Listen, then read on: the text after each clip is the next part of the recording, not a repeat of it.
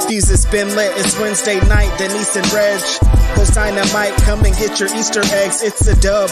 Middle of the week, it's AEW Dynamic Wrestling and End Your Night with us. It's a must. It's Dynamite. It might combust. Speak now. We're gonna give you all the recap. Live on YouTube is where you see that. The Cali connection with the feedback. Well, hello there, everyone. Welcome to Speak Now Pro Wrestling. It's your girl, Denise Salcedo, joined by Righteous Reg. Today is November 6th, and we got two shows to break down here today. This is how things are going to go down. So first and foremost, Reg and I are going to kick off the AEW Dynamite conversation. And then as soon as that wraps up, we're going to be joined by Chinedu, who will be joining us for the NXT portion of the podcast. So we're going to have a good time today breaking down all of the events that unfolded in that wrestling. was only kind of true because NXT wasn't on my TV. Wait, what happened, Reg? You were supposed to watch NXT. What happened? Whoopsie. Did you forget? Whoops. Oops. Sorry. Reg, did you forget that you were supposed to watch NXT today? I turned on Twitter and they were like, ECW Arena. And I was like, oh, yeah, that's also on. Reg, you failed the assignment. Whoopsie. Okay, well then clearly now I gotta retell the people. Okay, well as soon as we're done with the AEW talk, we're booting Righteous Reg the hell out of here. See you later, we'll be joined by Chinedu. You know what, Reg? You can't sit at this table, okay? Wow, getting kicked off, getting booted. That's just cruel, rude, and a mean girl thing, Denise. I didn't know you were a mean girl. That's crazy. Hey, Reg, I literally said to you last week, I said, hey, Reg, are you going to want to stick around and do the NXT post show? Or if you want, you can bounce. And you were like, I'm going to stick around. Listen, different circumstances going last week. Look, Ricky Zaldivar says that you got an F on your homework. I was like... My mind wasn't in the right place today, so we'll mark it up for that. I just want to say, I'd hear for everyone here thinking that I was forcing you. I did not force you. I gave you the option. It was forcing me. It was not forcing you, Reg. I gave you the option. Option, she says, show up or else. I'm like, whoa, Denise, that's crazy. Or else? What are you gonna do? Or else?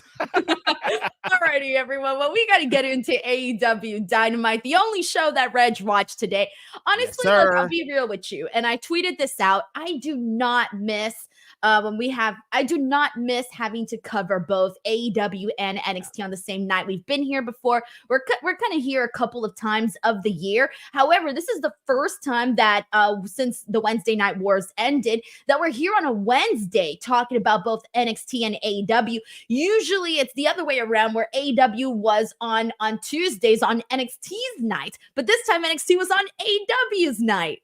Yeah, it's interesting to see how did NXT flow on Wednesday. Did it feel like their spot, like them competing on Wednesday Night Wars were a thing for a while? It felt like old times, but yeah, I don't envy your little job, Denise, watching two shows, and like I liked AEW a lot, so trying to focus on another show would have been crazy.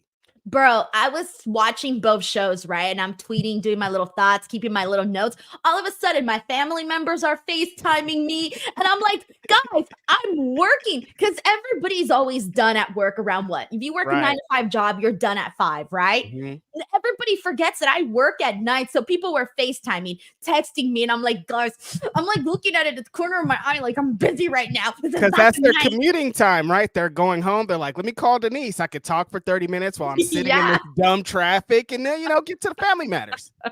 Exactly. I was like, not today, bud, not today. But anyways, let's get to it. We got to get into the show. All right. So first, where do we begin, Reg? Should we start at the top here? Because I kind of feel like we can go any direction here. I mean, if we're talking about what I want to talk about, I want to start at the main event. Let's start with the main event. Come on. It's the return of the big homie looking like a freaking superstar. The crowd went crazy. Oh, maybe a little lead in. There was a match announced last week. Ricochet was going to have a mystery tag team partner taking on Kyle Fletcher and Takeshita. And I started thinking, Denise, I was like, who could this possibly be? It could be Will Ospreay. But I don't know if they want to get immediately to Osprey and Kyle Fletcher in the same ring. So it's like, who else could it be?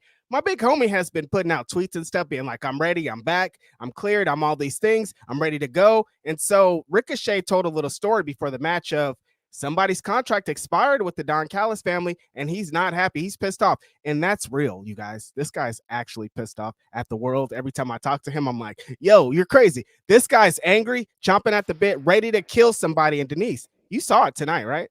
No, I definitely did. It's funny because I was so wrong today. I was so wrong. When I saw that Ricochet was gonna have a mystery partner, I first thought, okay, well, it's gonna be Will Ospreay, right? Like that makes the most sense to the story. That's who it's gonna be. And then once Ricochet came out and he started talking about someone who is really angry and really pissed off, and I thought, okay, well, we just saw Mark Davis last week, and he was really pissed off at Kyle Fletcher. So I then thought that it was Mark Davis. So I was wrong, not once, not two times, but two times I was wrong. And then finally, when Hobbs came out, I was legitimately surprised. I was not expecting Hobbs here. And partially it's because I kind of forgot that he was part of this whole like Don Callis family stuff. I forgot, Reg. I completely forgot, which I don't know. Maybe it's a good thing that I forgot. I don't know. But when he came out, I was like, oh shit, Powerhouse Hobbs is back. And I knew he was going to be coming back since he made an announcement on a recent interview that he did that he had said he was cleared. And we were anticipating him. In fact, he was our person that we were rooting for to be part of this Hurt Syndicate. So him coming back and teaming with Ricochet was hella fun, dude. There was a moment in this match that I really loved and I marked out for. And it was one simple thing, but it was very effective. Ricochet standing on the shoulders of Powerhouse Hobbs and doing that moonsault. Dude, that was so much fun. But I love this match. It was so freaking fun. But most importantly, I'm happy that Powerhouse Hobbs is back. Yes, I love that the crowd was excited when Ricochet was like, this is my pissed off partner, and the crowd goes crazy. That just feels good for me. Powerhouse Hobbs looked great, looked confident, looked huge. I mean, who's surprised by that? I've been pitching this thing to him, Denise, for it feels like 3 years. I've been tweeting at him every time I talk to him, every time I text him. I'm like, do this move. Watch this Buzz Sawyer. They always post Buzz Sawyer clips, and he used to do this second rope turn around power slam. I'm like, dude, do that power slam and it will go off. And in this match, he did it. So I just wanted to take a little victory lap. Finally, a guy listens to me after 3 years and does a really cool spot, and it looks amazing. Now, he looks great in this. The parts that he was facing off with Takeshita, I'm like, oh, man. Denise, let's talk about Takeshita for a minute. Is he not the best wrestler in the world right now? Like, there's not somebody he stands toe-to-toe with that we're not like, oh, man, I want to see this one-on-one match. What is it about this guy? Well, Konosuke Takeshita is that person that has been so good that this is the reason why we're still seeing him on TV, because us, the fans that watch AEW on a weekly basis, we're like, give this freaking guy a chance. Because how many times weren't we sitting here telling the exact same story over and over? Takeshita has good matches. Give Takeshita a story. Put Takeshita on TV. Well, we're finally gotten that ever since he won the triple threat. That was phenomenal with Ricochet and Will Ospreay. Now we're sitting here where we're like, all right, now we're getting this guy. And I think we've been saying it for a while, but Takeshita really is that guy to me that can be one of the top heels in AEW. He's got a phenomenal, unique look, and he's a great freaking wrestler. So he's the total package. He legit is the total package. He's big. He like looks menacing. Like every moment that like I said, that he's put in, he looks like he belongs there, and we want to see more. He doesn't have to talk. Like there's always this thing about like, if he's going to be world champion, he has to have this promo, blah, blah, blah. This guy does all of his talking in the ring. He storytells amazingly. His strikes are out of this world. He is the future of this business. Standing next to Kyle Fletcher, also pretty much the same story. These guys are an awesome tag team, but the big homie and Ricochet together, like Denise said, they did this thing where Ricochet stood on his shoulders, did a moonsault, Powerhouse walked off with his arms. I'm like, these guys are looking like superstars. This is awesome. An unexpected tag team, and they're kind of tying in the Hurt Syndicate thing, because earlier the night, Ricochet was doing a backstage promo. Hurt Syndicate approached him like, yo, what's up with that card? What you got going on? Now Powerhouse is linking up with Ricochet. There's some cool things going on. I liked everything about this, Denise. Do you think here, this is a tease, Reg, because we were first predicting Hobbs to join the Hurt Syndicate. We got that backstage little cornering that the Hurt Syndicate did, which was a cornered Ricochet, and started looking at his suit. And I started thinking like, all right, is the suit up to Hurt Syndicate standards? And is it expensive enough? Because I look at Bobby Lashley's suit and his suit looks like it costs more than everything I own in this freaking house. Honestly, I couldn't even stand next to Bobby Lashley. Just him, like his presence and like this expensive suit that's probably worth like 3 of my cars. It's like, yo, what? Who is this guy? You're like, I look too poor next to you. Sorry. Honestly, yeah, dude, I'm not going to stand next to you. That's why whoever is in the Hurt Syndicate, Denise, has to be somebody worthy because you can't just have anybody in there. Yeah. So here's the thing, though. Before we get to the Hurt Syndicate portion of all of this, there was a lot that went down after the tag team match that closed out the show. I mean, we had Adam Cole run out there. We had Lance Archer attack Mark Davis. We had Mark Davis out there. Will Ospreay. I was saying earlier how wrong I was with the mystery partner. Even afterwards, when everybody started running out, Reg, when Mark Davis ran out there, I'm like, oh yeah, Will Ospreay's going to come soon. No, it's Mark Davis. Oh, Will Ospreay's going to come soon. Oh no, it's Adam Cole. Yep. I was so freaking wrong at the point. I was like, you know what? Will Ospreay ain't showing up. But then he finally does show up. And what you get is just pretty much an entire freaking melee. You got Adam Cole going at it with Konosuke. You got freaking Lance Archer attacking Mark Davis from behind. Mark Davis arguing with Kyle Fletcher too. There's a lot that was happening here in this whole entire breakdown of the show. This was probably one of the things on Dynamite today that I thought had the most sparks to it. Yeah, they AEW sometimes does these what I like to call nitro endings, where they just have a bunch of melee. They have a bunch of people just going at it. You bring back Will Ospreay. You have Mark Davis out there getting physical for the first time. There's a lot of really interesting elements to this. They added in, we'll talk about the Adam Cole thing, added in the Adam Cole and Don Callis family element. So like all these elements together just going at it, really cool stuff. I'm still not convinced that Mark Davis isn't trying to be on Kyle Fletcher's side, because you don't just give up a tag team like that for nothing, Denise. Like they've been through so much, and like I don't think what Kyle done is enough to be like for Mark to be like, all right, dude, like that's one of those like I might hear you, like we're friends still, like I don't agree with that thing, but I think we can still do our thing, and I still think he's trying to do Aussie Open. Wait, do you think that Mark Davis is going to swerve us and not end up going up against Kyle Fletcher, but going up against Will Ospreay instead? Yes, you don't give up a tag team like that, Denise. Like it takes so much to develop an amazing tag team like this. One of the best tag teams in the world when they're going at it. And you don't just give that up, because we all know that Kyle Fletcher's time, like he's going to be the next guy, but there's still some left in the Aussie Open, and we got to do that. Look, I got to be honest with you, Reg. I disagree here. What? I really do. I disagree, Reg. Let's fight. Let's throw down. I'm going to tell you why I disagree here. I'm so tired of always being like, oh, this guy has potential. Give it like a little while, and this person's going to break off and be a big star, right? I feel like there's so many people that we have said those things about, right? Yeah. Kyle Fletcher, during this time period that Mark Davis was out to injury, has really blossomed into a single star in all aspects, Reg. In the look, I'm still mad that he shaved his hair off, but in the look, in the wrestling, he's always been good, great, of course, but even just like the promos, the story's great, everything's great. Like all the checks are being checked off in these boxes here for Kyle Fletcher. Why take a step back when you don't have to? I know, Reg, I know you don't see it as a step back, but I see this as we've got something here with Kyle Fletcher as a single star. If he goes back to this team with Mark Davis, I think it's going to hold him back as a single star.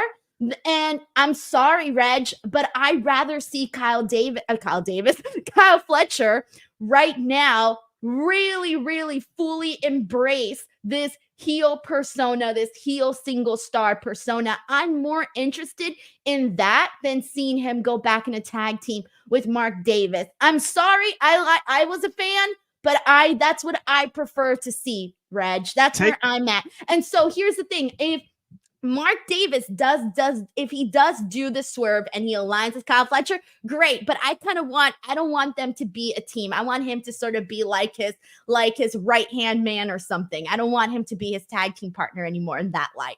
Or hell, maybe you can do both. I'm sorry, Reg. This is how I feel. I'm being completely honest with you. I want to see Kyle Fletcher rise to the freaking top. And I say this because did I not say last time that I'm far more interested in Kyle Fletcher's storyline and path as a single star than I am what's his face? Oh my gosh, I'm blanking here.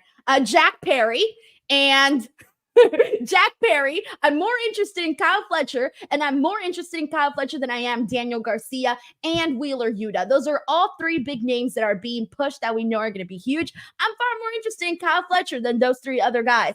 So I'm sorry, but this is what I'm rooting for. Wow. Take a shot every time Denise says back. That's crazy. Going to Aussie Open, one of the best tag teams in the entire world, isn't going back. I'm saying, why not both? Like, it doesn't have to be like he's in this tag team, so all this singles thing's over. We know that AEW likes to mix it up. But who has it worked out for like that? Give me some examples. It's going to work out for him. It doesn't matter who it hasn't worked out for. It's going to work out for this person. The thing is, AEW's tag division needs Aussie Open. And I think if he's cooking over here as a tag team star and also doing his thing as the single thing, then we're making money. Time's out. You said the tag team division needs freaking Aussie Open, and you're right. But counter argument, I also think the singles division needs Kyle Fletcher as a rising star. Both is what I'm saying. Like, but if I were to pick for reals, I'd say the tag team more. I like Kyle Fletcher a lot. I think he's young and I think he has time. What championship is he going to win in the next year? Like, I think you think he should win the TNT championship, but I don't think that. I think he should be a tag team champion with Mark Davis while also being high on the card in these positions. Yeah, and then what did they forget? He just sticks in the tag team division, and all of a sudden his time goes by and you never get it again. You know how it is in that window. You either take the window or you don't. Yeah, but time can go by too much time. Reg, they have something good right now with that, and I want to see it play out.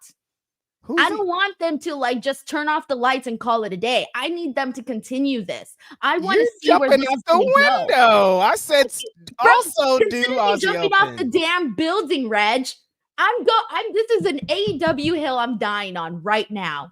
I hear what you're saying. I just don't off the freaking building with a little Kyle Fletcher all the way off. I just don't know if they're going to push him as that singles top star like he should be. That's why I think if he cooks more in Aussie Open, that he's going to become undeniable. He's almost at that undeniable stage, but if we add back in Aussie Open, really undeniable. But I hear you. Okay, so where are we at with this? I like Aussie Open so much, Denise. I can't be convinced that they're not. They don't need to exist in this universe, you know? And I just think we forgot. Like, we remember, like, Kyle Fletcher has been doing his thing. He's had some amazing matches in this last thing. But Aussie Open was, like, on the way to being the best tag team in the entire world. And tonight was a great case as to why. Look at Kyle Fletcher in a tag team with Takeshita. Badass match. Badass tag team wrestler. I don't know. Have your regular partner in there and let's see how it goes. All right, fine. We'll see what happens, Reg. Janold. I was about to give your last name government name. That's crazy. I couldn't remember if that was out there or not, so I had to stop myself from doing the full ass name. I'm right now, Reg. You got me heated. I wasn't expecting this conversation to take up so much time. I didn't know you were such a huge Kyle Fletcher fan, Denise. I've been coming out here every single week and saying that I really like Kyle Fletcher on the show. Have I not been saying that? Or is no one hearing me? No, I'm totally hearing you. The debate here is how amazing Kyle Fletcher is and like where he should be used. Like, we're debating like where this great wrestler should be used. You know what I mean? Hey, man, if I'm Kyle Fletcher right now, if I was listening to this podcast, I would be really thrilled because I'm out here fighting for him to continue in the singles division. And you're like, yeah, but I'm also fighting for him to continue in the tag team division. That's how good he is we're like, dude, he's so good. He needs to be used everywhere. It can be worse. It can be like, we don't want to see this person on the show. Get him off my TV so fast. What is he doing here? No, we're like, I need him. I'm like, I want to see him in tag team and singles, like everywhere. All right, so we'll see what the hell happens there. See, I don't even remember what we're talking about. Okay, I want to circle back to this Hurt Syndicate stuff in a second, because we did have this Hurt Syndicate open the show, but we'll get to that. I need to get into these super chats, okay, guys, because I'm behind here. Here we go. We got Sheldon Jackson, who gives us 5 DWO memberships. So thank you so much to Sheldon. He also sends in a generous super chat saying, so Zarya and Vaquer have both pinned Roxanne Perez. Meanwhile, Kyle Fletcher has pissed off Ospreay, Davis, and the whole United Empire. In AEW and New Japan, because Hanare and Okan especially want his head on a platter. You see what I'm saying? Look at Sheldon pointing out how many people Kyle Fletcher has pissed off and how many people he has pissed off. I'm so mad I can't even talk. How many preachers he's pissed off? Look, like I said, he's been locked in such a tight bond with Mark Davis. None of it's gonna matter. Like, I feel like even Ospreay is gonna be like, you needed this fire. Like, eventually Ospreay's gonna sit back, look at this whole thing and be like, that's what you needed. You needed to do that to me. You needed to kind of do that to Mark Davis. You needed to get out from everybody's shadow, but we're still here with you, kid. The one thing I will say is Kyle Fletcher should not have shaved his hair off. I'm still on that. What's with you in this hair, Denise? I thought it made him look different. It's that boy band vibes. He blends in with everybody now. Oh yeah, that's the one thing I don't like. That's the one thing, and it always takes me a split second every time he comes out. I'm like, who's that? Oh yeah, Kyle Fletcher. But then he just looks like a '90s boy band guy with the blonde hair. What's wrong with that? That's what you want? I don't see nothing wrong with it. What you mean you don't see nothing wrong with it? Nobody can take a 90s boy band guy seriously. He comes out with the all white. We're just like, dude, dance your way out of here. He has to look just like John Moxley. He needs to look rugged. He has to look rugged. I don't want him out there doing fancy dances. Like, this is a He's not going to go out there and fucking do a split, Reg. He looks like it. He comes out in the all white. He has the white hair, the glasses, a cute belt. I'm like, look at this guy. Wait, he's too cute to take seriously? He's got to be ugly. You take this cute guy serious. Cut that hair off. Okay, we need some beautiful people, right, Reg? That's all there is in wrestling is beautiful people. What are you talking about? There's a bunch of uglies. Name one. I don't want to. See? You set me up there. I'm not going to be I knew you weren't going to do it, too. I'm like, I know she's not going to say who's ugly. Let me get to it. Why don't you start calling out who's ugly and who's not? I think everybody's too cute. I hate that about wrestling. When I turn to wrestling, I'm like, everybody's handsome. This is gross. I need somebody to be ugly. There's no ugly people on wrestling. There is ugly people, and we need the ugly people. Who?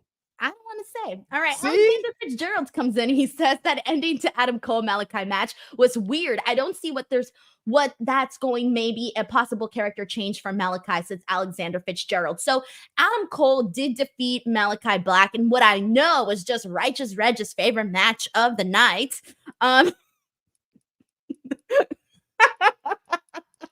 What the hell was going on here, dude? I'm going to tell you something. I'm going to be real with you. During this time, when we were watching Malachi Black versus Adam Cole, at the exact same time, NXT was running the tag team match with Trick Williams and Bubba versus Ridge Holland and Ethan Page. I was sitting there, because usually for the most part, Reg, I'm going to be honest with you, there were certain segments. Sometimes, NXT won me over. Sometimes AEW won me over. So I would focus my attention a little bit more on one or the other, right? I was sitting there going, all right, which one of you guys is going to win me here? Is it going to be this match or is it going to be that match? And I was watching both, waiting. And I felt the exact same way about both of these matches. I thought they were hella slow with weird endings. But then it got a little weirder with when we'll talk more about this later. But when Ridge Holland defeated Trick, I wasn't crazy about that. However, the Adam Cole Malachi Black match ended first. And I was thinking, oh, what did I just see? So whatever, right? So I changed my mind over here. And then I thought, oh, no, what did I just see? So this was back-to-back bust on both shows, in my opinion. Yeah, I don't know what it is about this Adam Cole run recently, but something is weird. I was into this match until he kicked out of Malachi Black's finisher. What in the fucking world would produce anybody to have Adam Cole kick out of Malachi Black's finisher? I like Adam Cole. I think he's great. But why is he Superman? There's nobody that's ever kicked out of this fucking finish besides like Cody Rhodes, who is actually Superman. Why is Adam Cole on a random episode of Dynamite kicking out of Malachi Black's finish? Dude, what are we doing here? Like, I know what you're trying to establish about Adam Cole, but killing Malachi Black's finisher is not the fucking way to do it. And then they get to the finish where he falls down. Malachi Black falls down, and then he slowly turns around. And then I was like, I don't know what's going on here. And then they hug afterwards, by the way. And then you ruined my finisher, but we're still friends. Let's hug. Dude, hug and kiss. He kicked out of his finisher. They had a really weird finish, and then they hugged. Dude, I was screaming at the screen, and I'm like, Denise, this is the guy that has a reputation of not taking pins, Malachi Black, and then this is the pin you take? Maybe he's trying to change that reputation of his. He's like, see, look at me. I can lose to somebody. Dude, what? Dude, I love Malachi Black. He's amazing. One of the best wrestlers here. That should have not happened. Like, I'm with you, Benning. I'm with Adam Cole winning, but you kicking out of his finish and making him look like a fucking goof was egregious. Egregious. I feel that they are trying to get Adam Cole back on top the way he was when he first came into AEW. I said this last week, Reg. I said when Adam Cole came into AEW, a lot of us, myself included, were expecting him to become AEW World Champion. I said last week, if they want to get him back into that picture, you are going to have to freaking go and do so freaking much. He's going to have to go out there and have all of these great matches, get all of these wins, blah, blah, blah. They just listened to the win part. They gave us the win part. That's it. They're like, if we give Adam Cole a bunch of wins, people are going to want him to just go and become AEW World Champion. Reg, I'm not feeling it right now. And they just listened to the win part. It's so funny. Seriously, though. He's going to wipe out the whole freaking House of Black. Dude, what is going on here, Denise? Like, when they announced the stipulation, I was like, there's guys that he could beat, but you're going to wipe out House of Black? No, I don't want. And Denise, they announced next week Adam Cole versus Konosuke Takeshita. I swear to God, Reg, if they have Konosuke Takeshita, you're hosting this show next week by yourself. Let me get my notes ready because it's fucking happening, Denise. No, shut up, Reg. No, it's not. Look at the story that they're telling. Denise. No.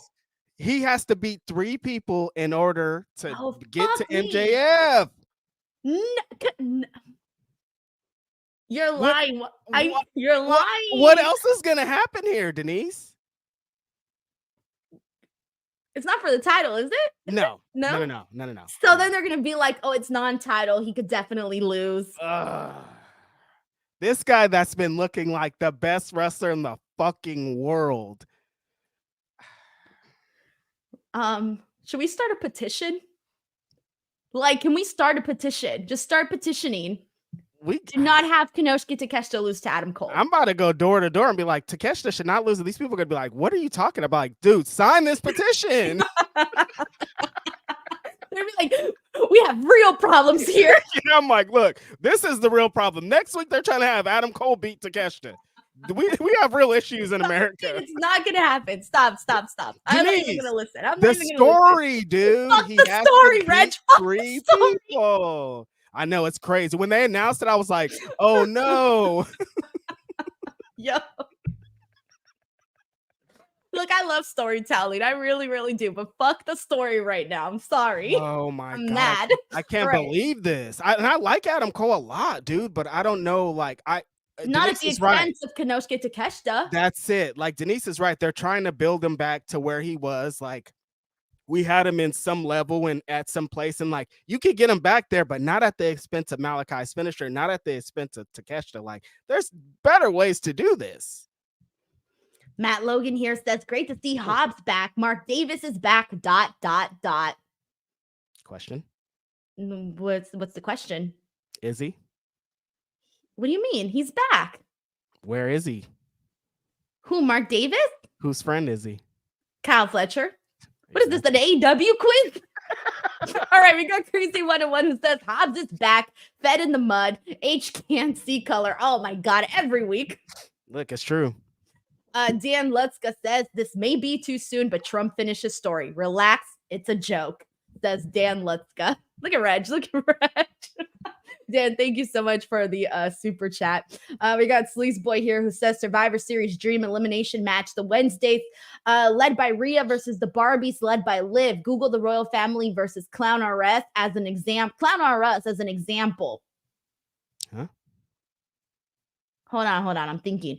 Oh, okay. I see what he's going here for. And I see what Sleaze Boys is trying to say. He wants like all of the more like I'm assuming more alternative people looking like Rhea against The the more Barbie looking ones versus Wednesdays and the Liv. Barbies. Okay, yeah. Yeah, like the Wednesdays led by Rhea. So you would have like Tatum Paxley. Who else would be the Wednesdays? Wendy Chu.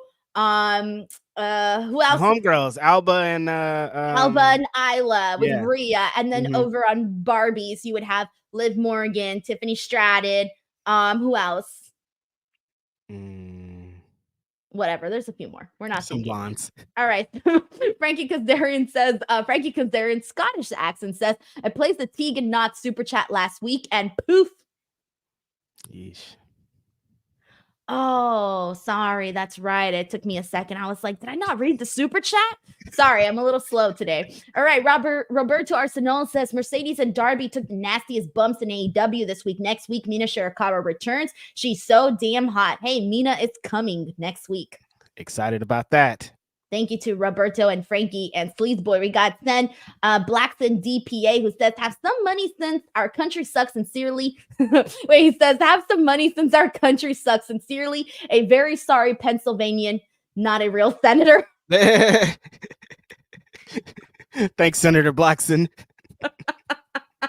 But yeah, our country's That's awesome. Amazing. Thank you so much for the super chat. We got Frankie Kazarian Scottish accent who says, love that fight with honor match of the night for me. I liked it.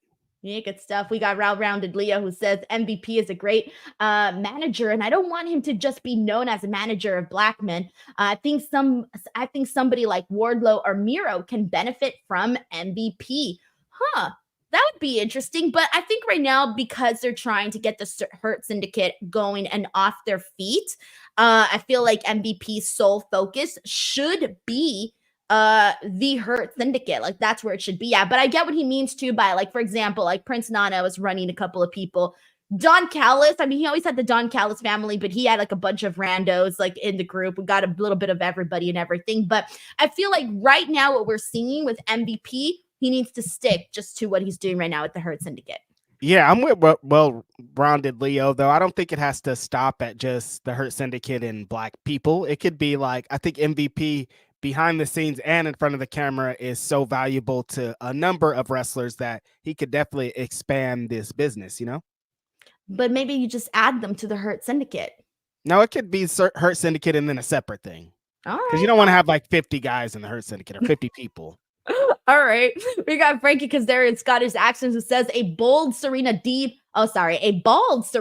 would be a fit in the DCF for real. Honestly, yeah, you're not even wrong about that. I can definitely see that. She got to be her old straight edge society. Yeah, exactly. We got Jay Hudson here who says, I felt NXT was the better show. Nothing on AEW was worth me watching. NXT has a better women's division that has kept my attention more than AEW has. I definitely thought that NXT had the stronger show this week for sure. I thought their first hour completely flew by. I didn't like some of the stuff in the middle, but by the end of that, we got to the women's 5-on-5. That was hella electric. We'll talk more about that when Chinedu hops on in just a bit. But legitimately, I did think NXT was a stronger show today.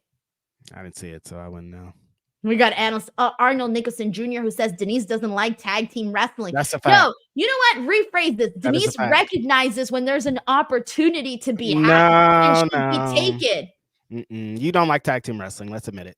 I want you to admit it finally on camera. Reg, I love tag team wrestling. That's how I even became a wrestling fan, period. I'm sorry that I don't like teams that I'm not. I actually like Aussie Open. Though teams I didn't like, though, you guys know which ones those are. I have not. Grizzle Young Vets. I don't like the Grizzle Young Vets. No.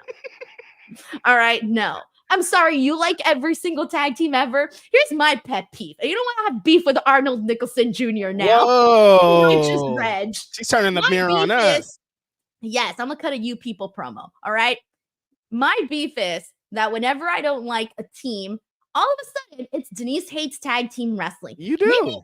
Maybe Denise just likes particular tag teams and I'm not just going to throw my gold star and give my gold star to just about everybody. Name 3 tag teams that you like right now. All right. The Lucha Brothers, am I still my favorite all-time tag team? I didn't say ever. I said that you like right now. They don't even count. They haven't wrestled a tag match in like 5 years. All right, fine. I like FTR. No, you don't. Yes, I do. You're lying. I like FTR. Okay, I'll let you have that one, even though you're lying. All right. I'm not a fan yet of the Outrunners. Oh my God, you just said you can't say a team that you. Well, okay, we're only talking about AEW right now. Maybe they just need more hot and awesome tag teams. I like Private Party. Oh my God. Do you just want to run down the whole tag team list? No, I want you to say a tag team that you like. No, maybe we need more tag teams that are for me. More tag teams that are going to get my motor running. All right. It's I'm because sorry. You don't like tag team wrestling. My motor isn't running for the grizzled young vets. Wow. What else were we just talking about right now? You said you don't even really like Outrunners. No, not really. And you don't like FTR. You're faking. No, I like FTR. I don't think you do. Why would you assume? How would you know what I like? Because every time we talk about FTR, you're just like, I liked it, but you don't really. When's the last time we talked about FTR? Exactly. They're not hardly ever on the show that we talk about. Is that my fault? Yep. What are you talking about, Reg? If you liked them more, they'd be on more. Everybody knows that. All right, you know what? I'm going to get on this phone and I'm going to make some calls and I'm going to make damn sure that FTR is on this fucking show more. They're on the show next week. Look, and her calls are already working. There you go. She don't like FTR though. She lied to you guys. I like FTR. I think awesome. Okay, so hold on. When you say you like something, everyone has to believe you. But when I say I like something, no one believes me. Because you're lying. All right, I'm going to start calling you out, Reg, because I know who you're not a fan of. I know who you don't like, and I'm about to start calling your ass out too. Let's move on to the next super chat. You're talking crazy. That's what I thought. All right. We got Frankie Kazarian, Scottish accent, who says, my new favorite Bronson Reed repping MF Dune at CJ Me Too. That was very nice. A lot of people made sure to mention that. Mm-hmm. Yeah, he definitely represents the culture when he has a chance. Cool guy. Grapple Geekery says, when Hobbs came out, it's the big homie. Also, that Hurt Syndicate opening was absolute fire. That and the Ricochet interaction hooked me. So we haven't even talked about that. The Hurt Syndicate portion of this was basically straightforward. We're going to get Bobby Lashley versus Swerve Strickland. It's happening. Swerve Strickland was super pissed. He came out and he just said, full gear. And so we're getting that match. Yeah, this was more about like, we've seen Shelton on the show the last couple weeks. Bobby Lashley just came and raised hell. This was MVP being like, let me tell you who these guys are if you don't know. Because there's some people who might not know. This is Shelton. He's amazing. Bobby Lashley, a gazillion-time world champion. He'll destroy your life. Swerve just coming back and saying them 2 words to be like, I don't need to talk. It's time for fighting. And Full Gear shaping up. I feel you. You're a liar, though. You didn't like Full Gear's card. I know you, Reg. What? Don't be trying to flip this on me immediately, Denise. Come on. Okay. We got John Taylor here who says, like that tortilla commercial of old, why not both when it comes to Kyle Fletcher? That's exactly what I was thinking of. Why not That's both? what everyone says, because we can't have nice things, Reg. Okay. It's either one or the other. We have learned very many times that we can't have nice things. You're right. Okay. We got John Taylor here who says that Adam Cole run has been weird. Denise, what do you think it is? I already told you what I think it is. They want to get Adam Cole back to being the apple of our eyes. But Adam Cole, is it ring rust? Because certain points in the match tonight, I was like, oh, like you should probably work on that. Definitely ring rust. You got to Adam Cole was gone for the longest time. He came back at the Dynamite show. And then how long was he back with us until he was out again and then was out for a year and then came back. So he's been out for a good amount of time on AEW. And they're like throwing him right into the fire. They put him in against Buddy, against Malachi, back to back on Dynamite. Like he's right back out there. And I don't know if, not to say he's not ready, but like he needs like some reps to get that ring rust off. We got Patrick Moore with a very generous super chat. Patrick, thank you so much for this. You have no idea how nice this is. He says, I'm a 55-year-old normie who returned to wrestling a year ago after 40 years as an election distraction. You two have been great during this journey. Thanks for modeling resiliency on this disappointing day. Keep making music and interviews. Thank you so much, Patrick. Dude. And I know we're sort of like, we're not talking about the big elephant in the room. Reg, you and I have been trying to just focus on the wrestling. But of course, we can't deny that Today has been a hard day. It definitely has. And Reg and I, we've talked about it. And even before we hopped onto the show, it was the first thing that we discussed. But we're here and we're just going to try to make the best of it. Yeah, appreciate the generous super chat, Patrick. Appreciate you saying that, because I was thinking as the show was going on, like forever, for my entire life, pro wrestling has been that distraction. Like that's why it's always been like the number one thing in my life. No matter what happens, I can turn that on, turn some wrestling on, and like just forget about it. And that's exactly what happened with Dynamite. That's why I'll forever love professional wrestling. Like lost girlfriends, lost family members to death, lost the world has been crazy, but no matter what, I could click on some damn wrestling and I'm gonna forget about it all. So shout out to pro wrestling, shout out to AEW for saving the day today, because Denise and I have been texting all day and it's been pretty grim. We've been texting since yesterday. I was like, Reg is gonna block me. I sent you like 100 text messages yesterday. Dude, yeah, I know. I like another one coming through. I'm like, dude, Denise, this is know what I was doing? So this is what I was doing. This is why my texts were coming through so fast. Because I was texting on my laptop. So because I sent like a bunch of like tweets and stuff. Like that's what I was sending. So I would copy, paste, and I would go paste, send, paste, send, paste, send, paste, send to everybody that I was sending things to. So it was just like really quick. And I looked like I was working and all I was doing was chatting. Dude, just watching our world burn. It's crazy. But you know what's funny? Right now, we were just arguing here about tag teams and all this stuff. I would a million times sit here and argue about wrestling. A million times. I'm 100% okay with that. But then I don't want to argue about real life shit, 0%. About wrestling all we want. I will fight Denise about Kyle Davis for the next 4 hours. But if she wants to debate politics, I will immediately hop in. Kyle Davis, you got me. You did this. Kyle Davis. It's your fault. This is all your fault, Denise Salcedo. Kyle Fletcher. Shout out to Kyle Fletcher. Great guy. He's like, you guys like me so much, you don't even know my name. Dude, but yeah, it's been rough. I'm going to keep it real with you guys. Like I was in bed all day, just like, but yeah, pro wrestling saved us. Got me out. Thank you so much, Patrick. We got Yes Boy in the house that says House of Cucks. Aw, Yes Boy, what are we doing? What are we doing? That's how they treating them. Ryan Sully says, hey, Denise, hey, Reg. I was trying to watch both shows at the same time. I was just wondering, did they promote anything for Rampage? I feel they just don't care about it anymore. Keep up the great work, you two. Thank you so much, Ryan. I didn't see anything for Rampage. I don't know if they did or if they didn't. My attention was a little bit not the way that it normally is every week, so that might be my fault. No, I don't think they did, Ryan. I feel like with the recent talk of the television things and Rampage and Shockwave and the things, the emphasis on Rampage hasn't been there, but the Rampage shows have been really good the last couple of weeks, which is the interesting part about it. But I don't feel like they've been promoting like they should. Like tomorrow and early Friday, they'll get into it, but it's not as emphasized on Rampage, Dynamite like it used to be. Right. Thank you so much, Ryan, for the generous super chat. We got Rafael Garcia here who says, look, blue sky here. Adam Cole loses, Roddy wins, and we get Roddy MJF and Cole O'Reilly at Full Gear. Then we get MJF Cole at World's End. I think you might be onto something, Rafael.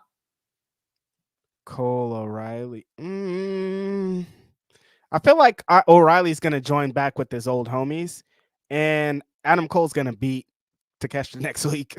What if we get MJF and Roderick Strong?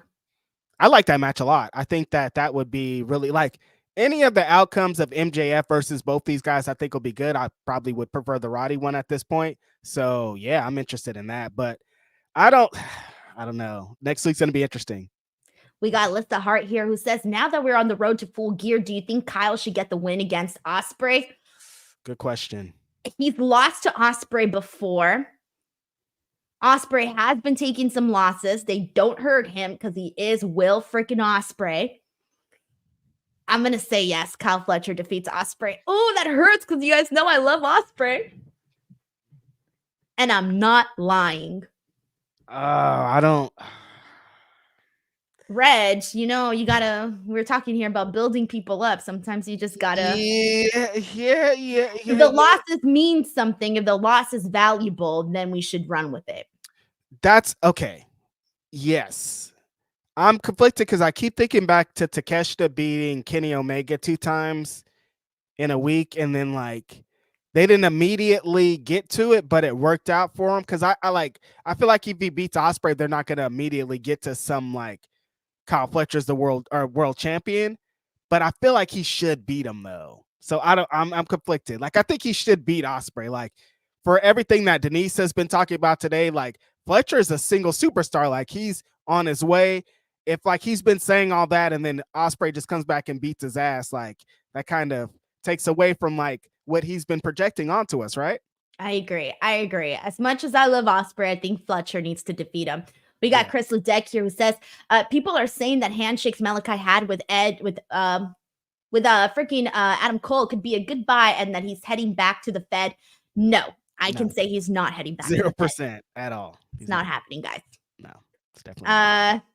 Well-rounded Leo says, oh, by the way, Chris, thank you so much for the super chat. Well-rounded Leo says, does the Hurt Syndicate only have to include black men? Yes. Okay. Mike T90K says, I like how I just looked at you for you to answer the question. Was it too obvious? Nope. Thinking, okay, I don't know. Look, I just know. That's fine. That's why I said a separate thing. All right. Mike T90K says, Denise, do you think that Alex Reynolds is hot? Oh my God. Isn't it fucking Alan? What the fuck is his name? His back was sexy, remember? Dude, sexy back. Yeah. And then the man is on. But for me, not my type. All right. John, Beast Regis type, though. Listen, why are you gonna, Denise? Come on. That's crazy. Hey, Reg, people saw the watch along. Listen, I was confused. I saw a beautiful head of hair, a sexy back, Reg.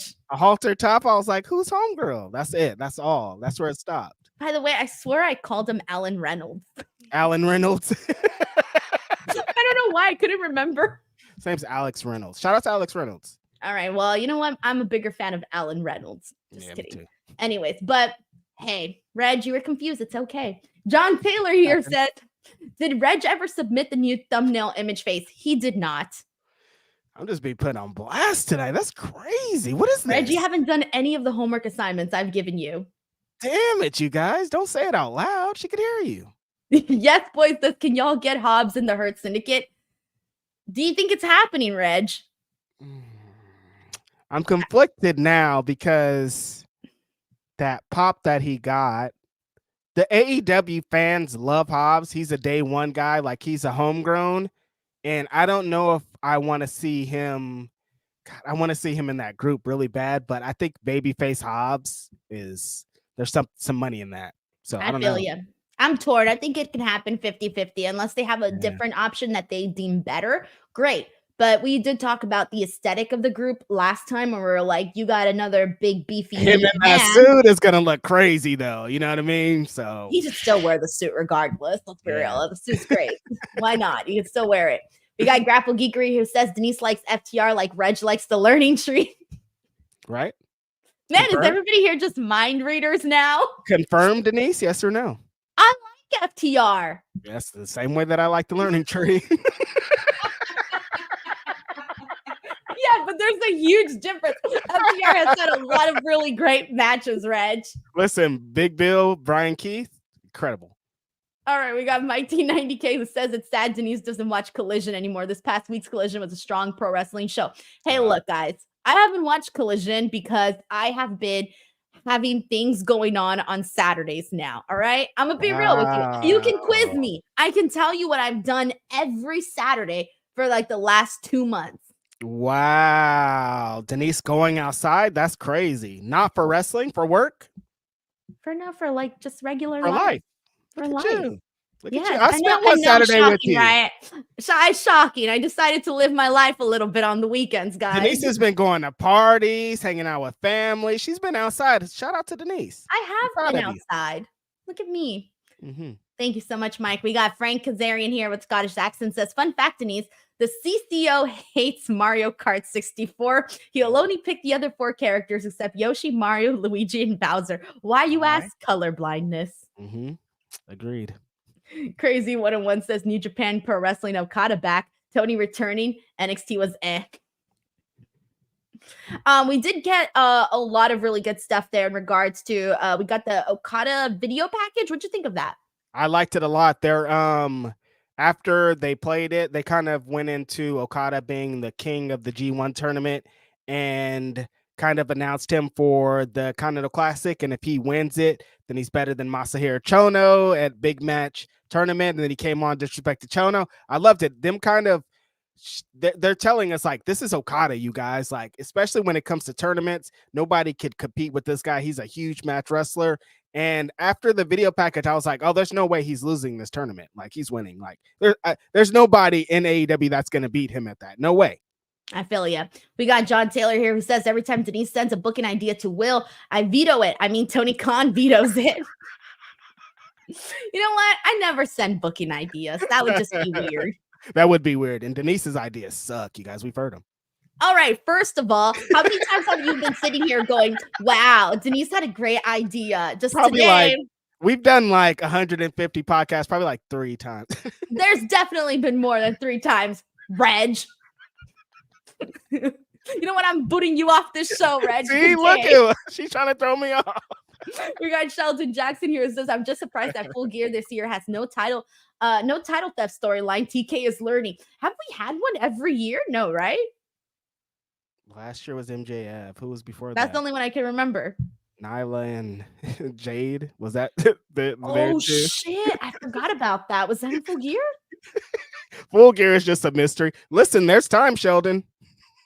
Oh man. All right. I'm gonna send my booking idea to Will. I'm gonna be like, so you haven't had anybody jack anybody's belt.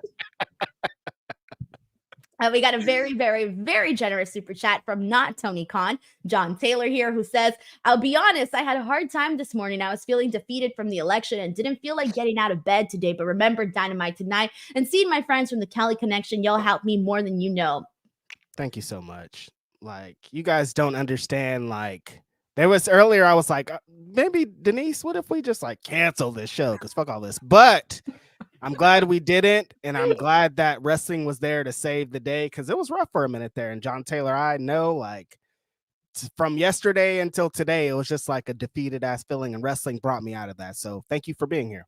Yeah, this is one of the, I feel like sometimes there's too much negativity when it comes to pro wrestling and so much negativity when it comes to the IWC and all of this, right? So much negativity. But for once, I want to sit here and say, like, no drama with that, dude. It's pro wrestling did come in and save us today. And we're talking about it in a fucking time. Mm-hmm.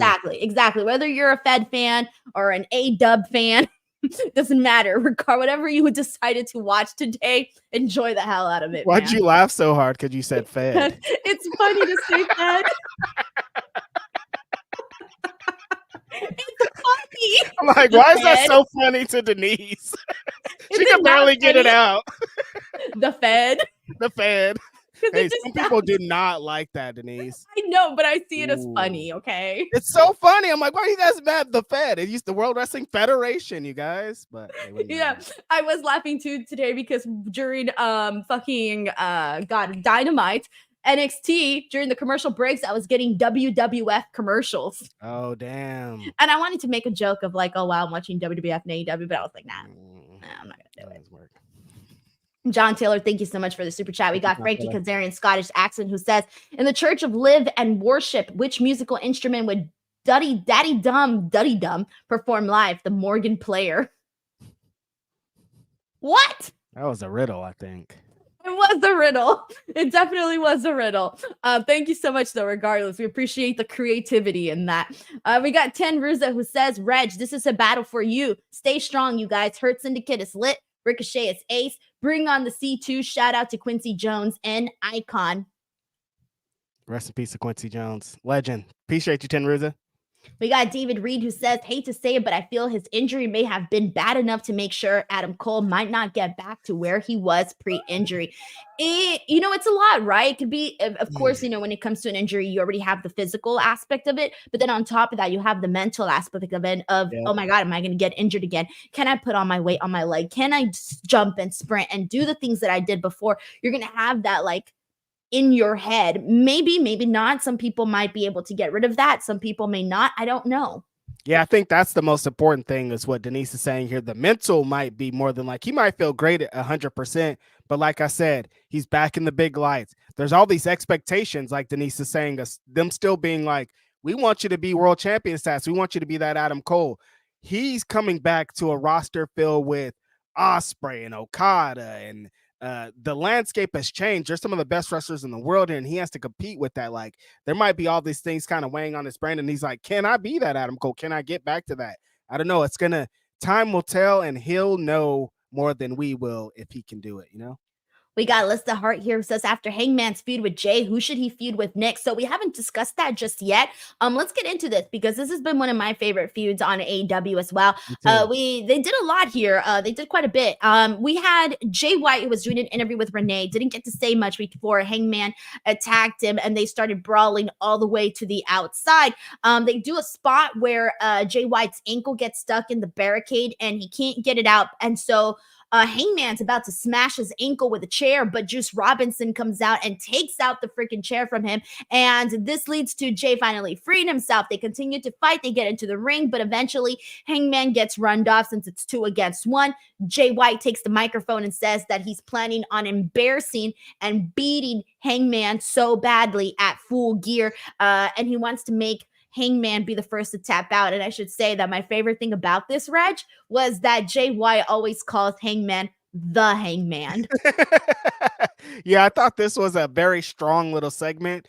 Them starting out with just like on site, like they can't even get to the Jay White interview because Hangman's beating him up. Hangman starts punching him. The way that he does the little look back to the camera to be like, it's me, fool, it's Hangman, was, I thought, really awesome. There's their little brawl, Juice coming to save it. I thought it was really great little way to not have a match with either one of these guys, but to get them on the show and to show that they're still locked in this blood feud. One of the most interesting matches of the Full Gear, I think. Him adding the little element of like, I want to be the first one to tap out Hangman. It's like they're telling little stories with a little bit of time. It shows how great of wrestlers both these guys are. Really looking forward to that match.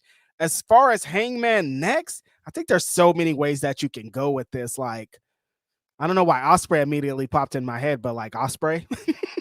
I would say that's a great one. Ospreay is a great one. I do think that Rush is one that I think would be phenomenal, especially because they're both so. I mean, I know how you need a baby face though, because I was gonna say I do like how nasty Hangman is and how nasty Rush is. Yeah, you know, I do like that. A big baby face. That's kind of why I went immediately. Ooh, what if that's Powerhouse Hobbs' like first big feud? Whoa, that's pretty good. Yeah, I mean, I think Powerhouse Hobbs needs to win a feud though, and he ain't gonna win against Hangman. Nobody's gonna win against Hangman. That's also the thing that you have to think about. Like his next feud, I think Jay White should win against Hangman at Full Gear. Yes, but that's just because I'm a big Jay White fan, and I want Jay White to get on top, bro. I want Jay White. Crazy. Hoping you didn't catch that. I caught that and I was like, what? Those are some crazy words right there. Yeah, I think. Hey, look. You know what? I'm not gonna say anything anymore. Never mind. I'm not gonna say nothing. I feel like with Jay White getting the victory previously, that they're, telling us that Hangman's going to be the one, but I honestly just feel like Hangman should win because like he's had all these roadblocks but they're storyline roadblocks, and I feel like he needs a win to show like, yeah, I am that dude though. Like I feel like the first Jay White victory was to get Hangman into this deeper, crazier mind state, and he needs to win and get out of it because he has to start ascending to that world championship. I'm sorry, like Hangman has become that undeniable, like they need to have another big heel on top, and I don't think Mox and Co. or the Death Riders are the ones that should be the only one. I think Hangman needs to be in the world title contention at some point here soon. I feel you. Reg, you said a lot of great analysis right now. I'm going to be honest with you. I was still focusing on the last bit of our podcast. I couldn't even focus. I was like, Reg is saying smart stuff right now. Pay attention. Listen, I'm trying to get us back on track, Denise Salcedo. Jeez Louise. the chat was distracting me. I know they were. You're out here talking crazy. Jeez Louise. but I here's the thing. I guess like what I was trying to say earlier was I really want Jay White to be booked the way we thought Jay White was going to be booked when he came into AEW. And the reason why I've been so hot on this whole story with him and Hangman is that I had said from the beginning, Hangman right now is coming off of that big feud with Swerve. He can give him the rub that he kind of needs in front of the AEW fans. And that's why I want to see Jay White. I want Jay White on top. You said hot in there. You said the rub. I'm like, Denise is like, Denise is really trying to get to this. Like, what is Jay White doing to you, Denise? Jeez Louise. The rub, hot. I am Pillow Princess, so I do, on top.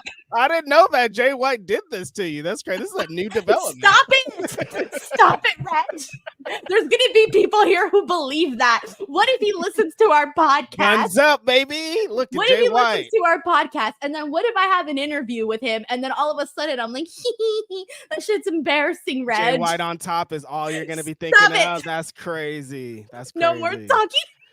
But honestly, like, I guess that we're at a really good place in this because I feel like either guy could win this match at Full Gear, and it's gonna hit either way. Hit Full Gear. I don't even know. I can't even speak anymore. Oh man. All right, we got Rafael Garcia. He's here says TK is gonna get Chono out of retirement. Is he? He better not. Relax. That would be crazy if he did, but no, I just think they're just trying to tell a story. They like to tie in old, because immediately after the promo, Tony Schiavone was like, if you know anything about TBS, TNT wrestling, you know that Masahiro Chono has been overseas and is that kind of guy. I think they're just trying to tell that story.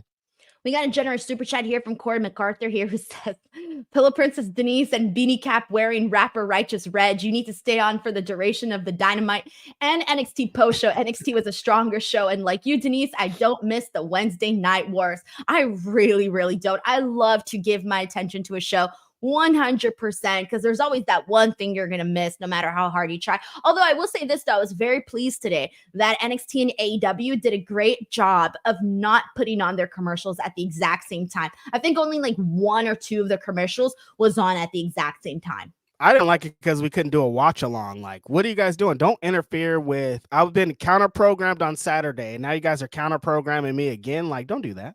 It kind of worked out for you because that was the day that the releases happened. So all of these people came into your stream. That was a scary day. You're like, what's happening? Everyone's coming. These numbers are going up so fast. What am I supposed to say? I don't know anything. Oh, man. But Corey MacArthur, thank you so much for the generous super chat and sharing your thoughts. We got Frankie Kazarian Scottish Action who says it's safe to say the CEO didn't vote red. Can't see it. Ted Ruza says Reg with the hilarious GIF. So happy for Hobbs. I am happy for Hobbs too. And the last time we saw him, he was in a big match with John Moxley, and I hope that they continue with that push there for Hobbs. We got Grapple Geekery here who says, in her defense, Jay White's abs, bro. Y'all are crazy. Listen, I mean, I would love to have those abs. That's all I'm saying. For me, not his abs. I would love to go to the gym and work on these abs, not have Jay White's. Damn, how did I get caught up in this? Look, I would like on Righteous Reg's body to have abs, not Jay White's abs. You guys are gonna the next big fight with the California Connection. They fought for Jay White. Denise got Jay White, and Righteous Reg stole him from her. I don't know how we got here. Listen, I don't want to say abs anymore. Leave me alone. Hey, I already gave you fucking Alex Reynolds, okay? That's crazy. Jay White, look, you got Denise all flustered. Now I'm all flustered. What happened here? All right, we got John Taylor here. I hate everybody right now. John Taylor says Jay White getting Denise's motor running. Listen, I've never seen Denise flustered on the podcast. Like, she's always professional. She's right too. But this Jay White thing changes things. I didn't know. Switchboard. Grapple Geekery says Jay White is to Denise. What? Listen. As Mama Wayne is to Reg. I hate this show. I'm done. I love it. Finally. Am You I expose turning yourself, Denise. You are. I mean, listen. Am I really turning red? I didn't know that Jay I don't White was turn going to red. do this to you. Like, that's No, how, but I'm like, not red. That's just my color. yeah, you're like a, Latina version of red. I'm just naturally red. All right. And Ruth here says, Denise, the switchblades. Oh my God. Oh my God. I'm done with you guys. Switchblade, babe. Stop it. Isn't he married? He's married, for goodness sakes. You did this to yourself. John Taylor says, Denise gonna ask Switchblade Mr. Denise to put on that New Zealand accent bang gang. That's crazy. Do not have your husband do the Switchblade accent. Don't do that to him. Oh man. All right, I can't even breathe. Frankie Kazarian here says, Rhea Ripley may get Denise for catchphrase theft.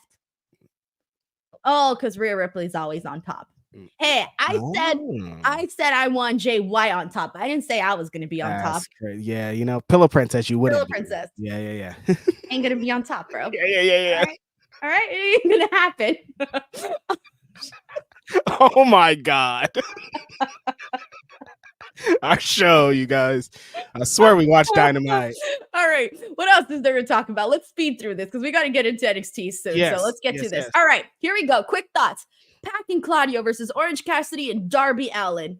They are officially the Death Riders. They had a Titantron. The screen came on Death Riders. It's no more Mox & Co. I don't have to come on this show and say that anymore. I'm very excited about that. I hated the finish of this so much. Why? Because it was just too messy and a bunch of shit happened.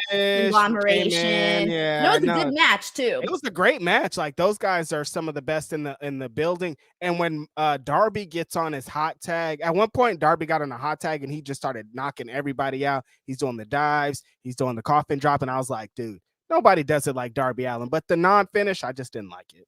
I feel you on that. I had a feeling that people weren't going to be necessarily so hot on it, but the match itself was fun. Like Darby going in there, getting his skateboard, hitting Mox with his skateboard. That was cool. Even the way that the match started with Darby jumping off of the stage, I was like, where's Darby? And he just comes from the stage for a second. I'm like, is this going to be a handicap match now? What's happening? So I thought they did a pretty good job with this up until the no finish aspect of it all. All right, your favorite, the Learning Tree versus the Conglomeration here. There was a lot of fun stuff in here. Mark Briscoe obviously hitting his froggy bow off the top of the ladder. He always does that very nicely. There was a part where he launched himself. He used the steel chair to launch himself over the post into Big Bill. Him and Big Bill were just having the best time. Big Bill freaking ended up putting him through the ladder. There was quite a good moments in this matchup here.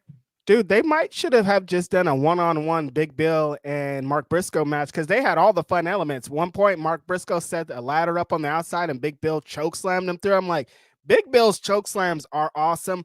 I'm a gigantic, huge Big Bill fan. He's so cool. And I think in these matches, he really shines. He has the moments where he's super charismatic, but then he'll chokeslam somebody to the ground and just looks like a devastating monster.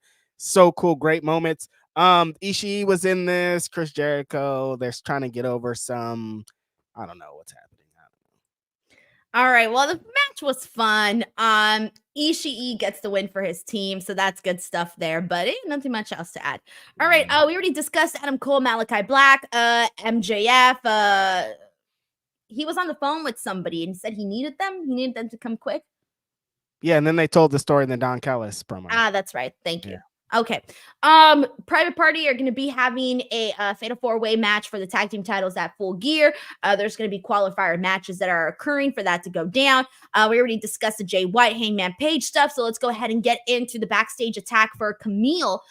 Camille randomly just accidentally runs over Chris Stapp. Accidentally? I don't think it was accidentally. Mercedes said you didn't hit her.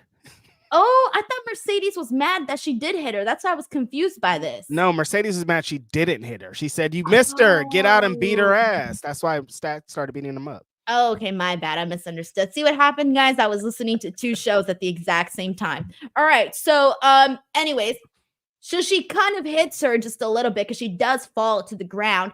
And then afterwards, Camille goes out there to try to get her. But by then, she's already at Mercedes' door. So she takes out Mercedes and then she takes out Camille. So they're both basically just left there in this brutal car attack. I liked the car attack. Yeah, I thought it was a good angle. Mercedes keeps berating Camille, which is interesting. When they got in, she was like, "You didn't do it. You never You're do anything right." stupid. Yeah, exactly. I'm like, "Oh yeah, this is crazy." At one point, Stat slammed Camille's arm in the door, so I don't know if they're trying to do a write-off thing. I don't know what that meant. But I like the interactions between Stat and Mercedes. Stat laid out Mercedes on the car. She looked really strong and great and beautiful. So that match is going to be awesome. I love it. All right. Damn. All right. So, guys, that was our NXT show. AEW show. We got to get into NXT. We do got one more super chat here. This is from Frankie Kazarian, Scottish accent, who says, "My last super chat of the night. Great, charismatic, and ultra fun post show like always. Now I got to take a look at Toronto Dump and then sleep." There was we're being like AEW and not caring about women's wrestling. Jamie and Penelope Ford. Thank you so much. Oh, I'm sorry. That was bunched up in my notes with Camille and stuff. We care about women's wrestling around here, you guys. I'm sorry. That was my fault. All right. We got Jamie versus Penelope. And the homegirl was in there. Penelope Ford. Never seen her. I actually did see her this time. No, I think Penelope Ford is really great wrestler. Penelope Ford. I've never seen her. Well, we did see her tonight. She had a really fun match with Jamie Hayter. Jamie Hayter is still super over. I love both of these women's theme songs. I think they have really good theme songs. I think Penelope just needs more opportunities, and being in the ring with people like Jamie Hayter is what's going to do it. Really fun match. They got the women back in the 6:30 death slot, though, and I don't really know how much I like that. So she wasn't bad, by the way, Penelope Ford. She wasn't bad in this. She's had a long road here in AEW. She really has. But again, she wasn't bad. I thought it was a nice win for Jamie Hayter. But again, like Jamie Hayter, like Mariah May, like Mercedes Moné, I want to see bigger stories for all the women involved, because then I'm out here forgetting that these things even happen, and that's not good. Exactly. Grapple Geekery says she missed the Mercedes line because she was thinking about asserting someone's abs. Damn, that's crazy. JY, I was watching two shows at the same time. Yeah, two shows. Reg, what does that even mean? I don't know. I wasn't fucking watching porn. Two shows, yeah, I bet. Oh yeah, Denise watching porn and AEW. That's crazy. Wonderful. Same timesies is wild. Grapple Geekery, thank you so much for the super chat. All right, I think I got everybody's. Let's get ahead and get into some NXT talk. We're gonna go ahead and bring in Chinedu. Chinedu, what is up, man? Hello, how are you guys doing? First of all, you guys are hilarious. I've been backstage crying, laughing, bro. Okay, bro, Penelope, where did that come from? You never seen that? Penelope Ford. Penelope Ford. I've never seen her. Isn't that so good? Booker T's never seen her, Chinedu. Oh my God, yo, that was so funny. I was back there crying, dog. I've never seen her. Good stuff, man. I was gonna say there are two iconic clips on this show. It's the Booker T clip and the Tony Khan clip. Have you heard the Tony Khan clip, Chinedu? Oh my God, we gotta baptize you. Here we go. This is your baptism right now. Hold on, it's incoming. Here we go. The Greek Freak! The Greek Freak! So he was of course introducing Giannis. All right, that's played without me pressing it. Stop! It's on a loop. All right. Oh my man. God. Duh. Oh my God. I need that laugh, y'all. That was so dumb. Perfect. We got Grapple Geekery here who says two shows, the one on the screen and the one in her head. Y'all are wild, man. Listen, big JY fan. We got John Taylor here who says, love seeing the three of you on at the exact same time. I would have stayed if I watched the show. Watched NXT, you would still be here. You want to sit here and react to what we're going to discuss, or you want to bounce? No, I can't. All right. Say bye to Reg, everybody. Love you, Reg. Hey, appreciate you, Chinedu. We should do a real show together when it's not this. We really do, man. We got to link up, bro. Bro, once again, bro, that So Ruka line, bro, you said she got a black ass out here that look like me. I cried. I forgot about that. John Taylor sends in a super chat. He says,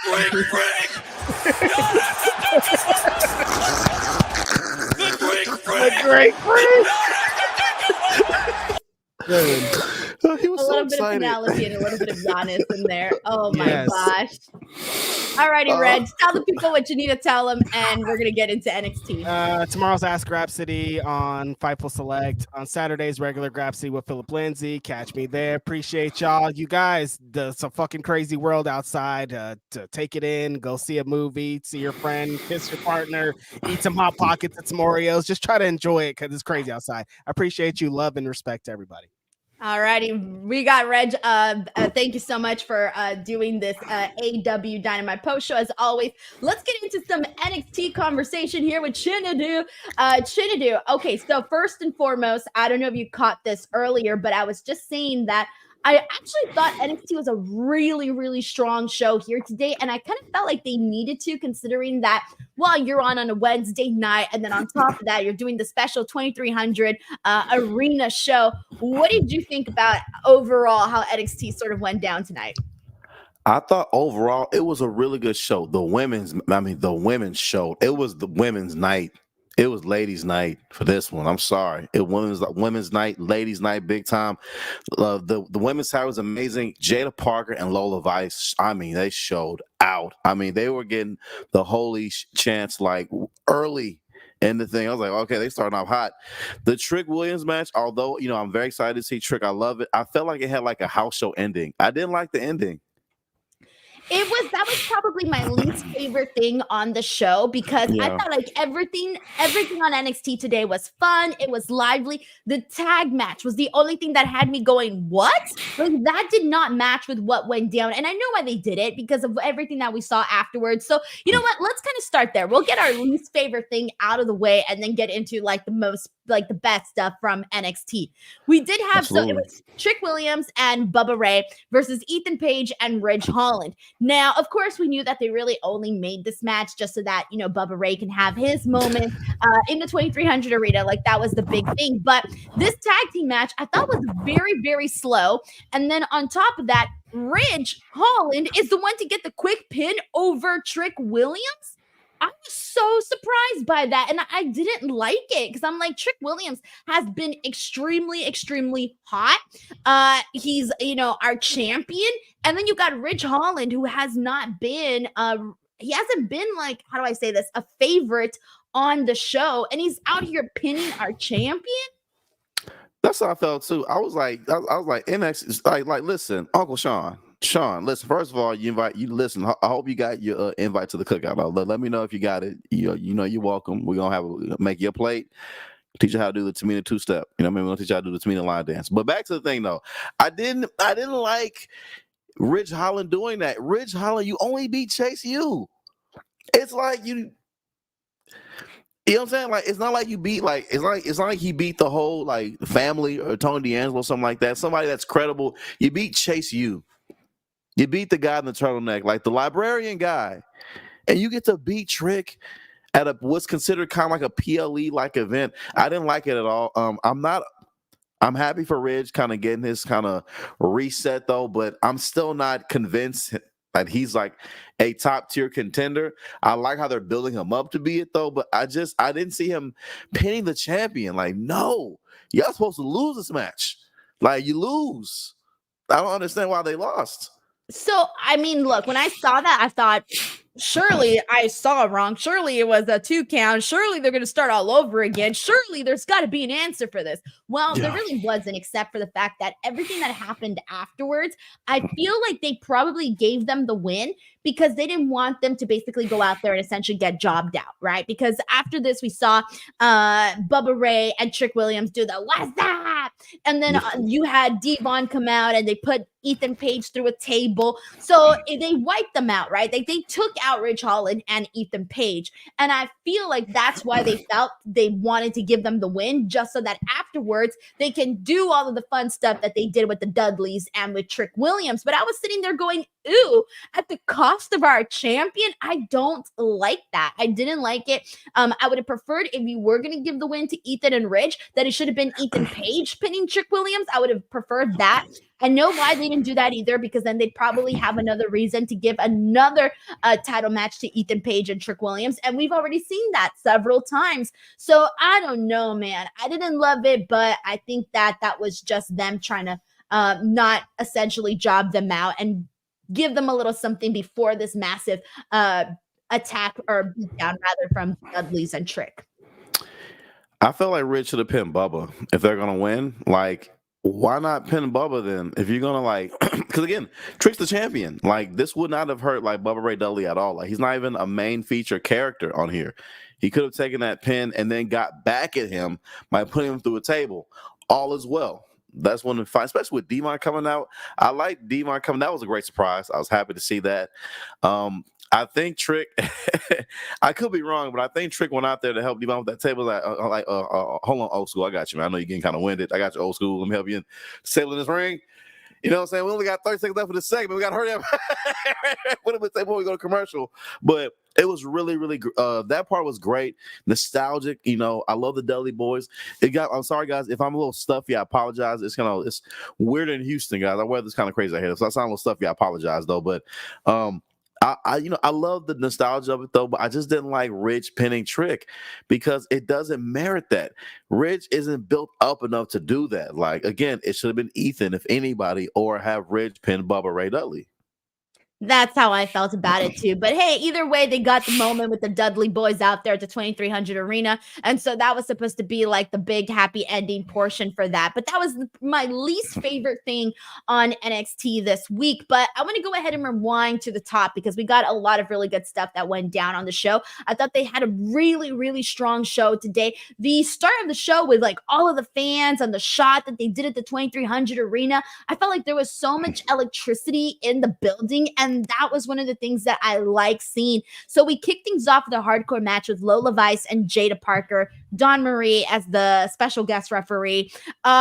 Damn, this was fun. They were both really aggressive, really nasty with each other. It was funny because they both used their biggest asset, their biggest tool in the matches too. You got to see a lot of that in this, on top of kendo sticks and chairs. And they really went out there. There was a moment where I was dying because Jada Parker was literally chasing Lola Vice and smacking her in the behind with the kendo stick. And I'm like, damn, girl, like, what are you doing here? But I thought they were just getting really, really nasty with each other and just really laying everything in. And that was probably one of my favorite things of this. Jada Parker got the victory. This is massive because we have seen Lola Vice. She's been booked pretty strongly. It's been a minute since she has been booked as strongly, but for the most part, she's had a good year, a good 2024 in NXT. She really has. She's had a lot of big moments. And so for someone like Jada Parker, who's still climbing up those rankings on NXT, to defeat Lola Vice, I thought that was kind of huge, man. So I thought this was a pretty surprising win, but not in the way that you might think surprising. Not because Jada Parker isn't good or anything, but just because it is a big win. I definitely agree, Denise. I love this match. First of all, I want to say I love how they had the NXT opening with like the ECW theme song, but with like NXT footage and like that kind of gritty 90s VHS ECW style footage. I really did enjoy that. I thought that was a very good touch to open the show. First of all, Dawn Marie looks great. She looked really good. I was happy to see her. You know what I mean? Like, literally, like, she just looks good. You look good. You look healthy. You look like you're black. Like that. Like, she looks good. Good to see her. Because, you know, pro wrestling, like, for these people that have been wrestling in the 90s with possibly no insurance, everybody looks great. Everybody looks really good right now these days. So, Bubba Ray looked good. Devon looked good. Dom Marie looked great. Francine was out there, too. By the way, looked great, too. So, I was just side note with that. Happy to see them all look happy, healthy. Just side note. But match was great.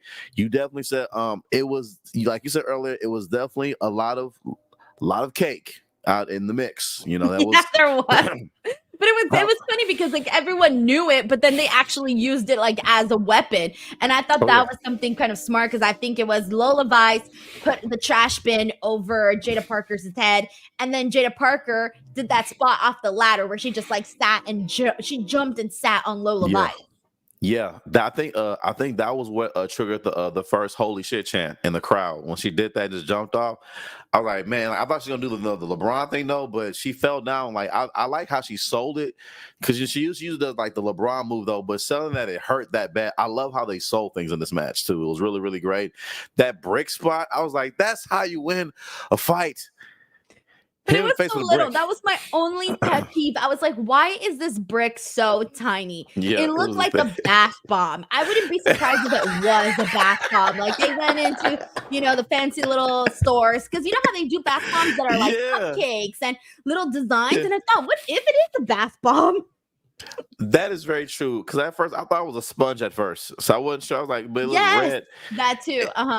And I wish it would have hit more flush, but for me, I can suspend my belief. I understand what it meant, signified, because for me, it was realistic that she would get hit in the face with a brick, and her finisher would do her in a super hypnotic boom.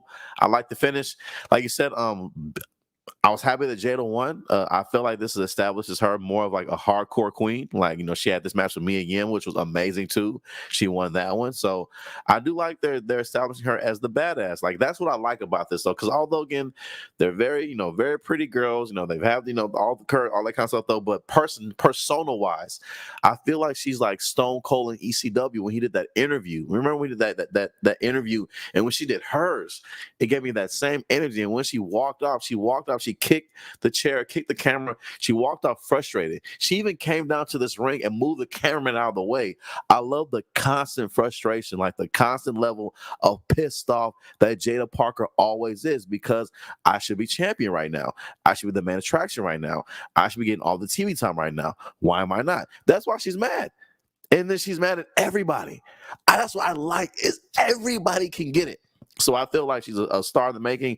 I love the match. I did like the ending. It was a realistic ending. I felt like it won't hurt Lola Vice to take this loss, because especially they book her better. I'm hoping by either the end of this year or start of next year, she'll be Women's North American Champion. I'm hoping, because I feel like she should be in that mix. I don't see Kalani getting it back. She doesn't need it. Just let's move her on to something else. But I feel like that should happen though. But overall, this was one of my favorite matches of the night. No, dude, it was good stuff. And I think they should be proud of what they went after and what they did. And yeah, like you, I could suspend my disbelief as well with the brick spot. I think the good thing was that they did so much other good stuff heading into that particular spot that it was like, all right, fine, whatever, But I've been wanting to see Lola Vice with a championship. I think 2025 might be her year where we finally do get to see her hold, whether it's the NXT Women's Champion or the NXT North American Championship. Probably the NXT North American Championship is a little bit more likely, just because that NXT Women's Championship, that picture is so freaking crowded that I can't see Lola Vice sort of like being there right now. A couple months ago, maybe, but now that we got Julia and Stephanie and Zarya now and Cora, it feels like that's just too busy, too much going on. But you mentioned Kalani, and we finally got a moment that I had been waiting to see for like the longest time, Chinedu, and that was the Kalani RVD backstage moment where she's doing the splits that RVD was known for doing backstage, and then RVD approaches her and just gives her a little bit of a pep talk sort of thing. What'd you think of this? I thought it was great. First of all, Kalani, God bless you for being able to do that.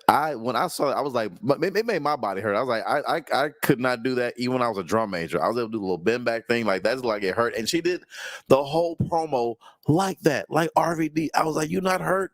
But just a testament to how skilled she is as a gymnast and a wrestler. I thought it was a great segment. I love that they're bringing in certain legends. Excuse me. I love they're bringing certain legends to give the new stars this rub. And it's really, really good, though, because RVD, I feel like fits perfectly for Kalani, because she talks so fondly about how she loves RVD, especially in that dope interview you guys did. Which is amazing interview, by the way. You guys check that out again. Great listening. Put in the background play, hit that like button, leave a comment on there, support. But back to the thing, though. But just really, really good. I enjoyed that segment. I love how they continued it with an afterbirth with Wesley afterward. They use RVD well tonight. They use him in multiple segments to help get other stars over, and I really feel like that's what the legends should be there for. And so I thought it was really, really good. Would you believe me? And with the chat here, believe me. I used to do those splits back in the day. Did you know that I could do, and not anymore, obviously, my days are gone. I can't do that anymore, but I think I could if I retrained myself. But back in the day, Chinedu, I used to be part of the dance team in high school, and I was not bad. I was pretty good. I was part of the advanced dance team, and you actually have to audition to be part of the advanced dance team. And I made it. I auditioned and I made it. Whoop whoop. But anyways, I used to be able to do the splits and have my stomach touch the floor completely flat at the exact same time. That used to be my big skill. I was like, can you even picture that? Like splits, your legs are doing the splits, and then you go completely down and your stomach is touching the floor completely flat. I used to be able to do that. You used to be able to do that? For minutes. Like you could, once you know how to do the splits, you can hold that for a really long time. Like once you get past the point where you feel like your lady bits are ripping in half, because it does feel that way. Let me tell you guys. I don't know how many people out here got the same tools, but there is a moment when you're training, because it's step by step. Literally anybody can do the splits, and all you have to do is stretch. I stretched every single day for a long time, multiple times during the day, to learn how to do those splits. And I would do them, and then in the beginning it would hurt a little bit, but then afterwards, once I kept pushing my boundaries more to the point where it didn't feel the same way anymore, and you can get to it. And once you can do it, you can do it. So I think now I can believe that. I think I'm more blown away. First of all, that is impressive too, because that's hard. That's Plus, it helps if you're short. It really is true, by the way, what they say about like gymnasts being short. Because now that I think about it, I feel like it was easier for me to do this stuff because I was short. How tall are you, Denise? 5 feet. Really? Yeah. What? You are the exact same height as my wife. What is with all these short people around here? Watch. Ask your wife if she can like literally touch her toes with her. It's not that hard. If you're short, I could do the palm. My hand, I can bend over and touch my palms onto the floor, and it's not even that hard for me because I'm short. She can do that too. That's short people skills. We got tricks up here. Yeah, and you can dance. Wait, hold on, chat. Now I think y'all heard this too, right? Chat. You can dance, Denise. You're on the dance team. Yeah, I know. I haven't flexed that muscle in a while though, so I'm a little rusty. That's just. But I used to have some skills. What can I say? Oh, that is quite. I was gonna be in Broadway, Chinedu. Like that was my goal. I wanted to be in Broadway. I was a theater kid. That's right. I did the thing. I did the jazz hands. I wanted to be in Chicago, a remake of Chicago, and I never ended up doing it. But that was the dream back in the day. First of all, I'm definitely going back to this episode. I'm screenshotting us both doing this together. This is gonna be. Jazz hands. But I left the theater program because everybody were such a-holes and the teachers were a-holes, and they made me hate the program. We need to talk off one day. I'm with you, okay? I used to love theater too. Oh my God. There's bullies there. They don't talk about this, but you get bullied so much. And I was like, Keith, I don't want to do this anymore. Y'all ruined the fun. Bye. But anyways, one day maybe I'll retrain myself and it'll happen again, but we'll see. All right. We got a couple more items to get into in regards to the show. Javon Evans versus Wes Lee. Now, earlier I was talking about Jada getting a big win over Lola. I felt the exact same way about Javon defeating Wes Lee. Let's not forget, Wes Lee is a former NXT North American champion who successfully defended his title against a bunch of, cool names. So to see Javon Evans, the young OG, go in there and look amazing in this match. He hit his cutter off the top rope, perfectly executed, almost got the win there, but Wes Lee was able to leave, escape the ring before he can get the pin. And then Javon Evans then does this crazy dive to the outside to the point where he even practically passes the commentary table. Dude was like a rocket. But he does manage to get his win. RVD obviously gets a little bit involved here though, because he was attacked by Wes Lee backstage. But Javon Evans gets a big win over Wes Lee here. I felt it was the right thing to do, especially for Javon. I love a heel Wesley. You know, I was excited when he first turned heel, and I was excited for this match because I wanted to see a heel aerial style from Wesley versus a face aerial style from Javon. And I felt I got a good little good mix of that though. You know, I love seeing Wes work heel, kind of being the Weasley guy rolling out of the ring. I like that though. Again, I do. I'm a fan of a heel Wesley though. I still want some things tweaked. I want the outfits tweaked. I want the music tweaked. I need these things. Uncle Sean, if you're listening, please, if you're listening, get him a manager, get him some suits. You know, that's all. And he's good. Change up the music. I don't want him in any style of a rascal-like wrestler. I want that gone because he left them behind. He wrestles in a like I want that different. So, but everything else is really good. It was a good win. I love him getting in the mix with RVD. Again, I felt it's a good use of the legends, another aerial artist mixing it in with them. So I really did like it. And I think Javon Evans, again, watching this guy get this kind of air is insane. When he leaped, when he like flew out of that ring, I thought that was like Wesley like pulling like a Samoa Joe and like guiding him out of the way. I think he just went that far over, right? He just went that far. So he's just, amazing. And I mean, he's only 20 years old. I'm wondering, do you think they're going to do Wesley versus RVD? Or am I crazy? I would like to see it. I thought he attacked him. I mean, which is true, but I mean, I thought RVD. I mean, to be honest, I thought RVD couldn't get cleared because of like something with his eye. What I heard before, something like that though. But I would love to see it though, because I think it'd be great. Because RVD can still go. He can still go in that ring. I want to see RVD and Javon Evans too. RVD and Wesley, RVD and John Evans. Javon Evans. Let's just do it. Fuck it. Let's just do it. Come on. Let's have a little fun here. Put it on there, man. Triple H, look, put RVD on the contract for like a week, man. Give him that money, man. Come on, pay him. Let's do this.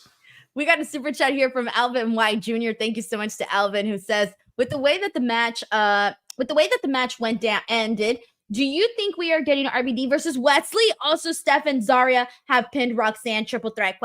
Okay, so literally now I know I'm not crazy, since Alvin White Jr. also had the exact same thought, wondering if we are going to get RVD versus Wesley. I feel like, again, based off of what we saw here tonight, it doesn't feel like that crazy of an idea. I don't think it is. I feel this would help Wesley get more over as a heel. He needs a program with like a very over baby face, like RVD. Go out there, be heelish, cheat to win, get that heel heat, build him up, because listen, I like him as a heel. He needs to be a heel, but it's just like he just needs more fine-tuning, that's all. And I feel he'll be well on his way to being a fantastic heel, a Carmelo-like heel, like a cocky dickhead like that, though, because I still feel there's still elements of him like as the nice guy that kind of come out, because I feel he can't help it. He's been a babyface forever, though, so he kind of still does certain things, though, but I feel a little bit more time, few RVD, a bit, stylist, manager, Uncle Sean, please.